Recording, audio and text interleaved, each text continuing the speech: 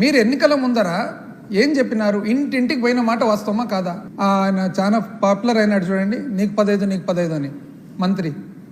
అట్లా ఒక్కొక్క ఇంటికి పోవడము, ఇంటికి పోయి అమ్మ ఎంతమంది ఉండారమ్మా మీ ఇంట్లో? 3 నాయన. ఇప్పుడు అమ్మఒడి ఎంతమందికి వస్తుందమ్మా? 1కి. మేము వస్తే 3కి ఇస్తానమ్మా అని చెప్పి ఇట్లా పేపర్ తీసుకొని పేపర్లో టేబుల్ వేసి 1 తల్లికి వందనం, 3 పిల్లలు, ఇంటూ 15,000, 45,000 రాసిన మాట వాస్తవమా కదా? మీ ఇంట్లో పెన్షన్ వస్తుందమ్మా అంటే ఇంకా రావడం లేదు.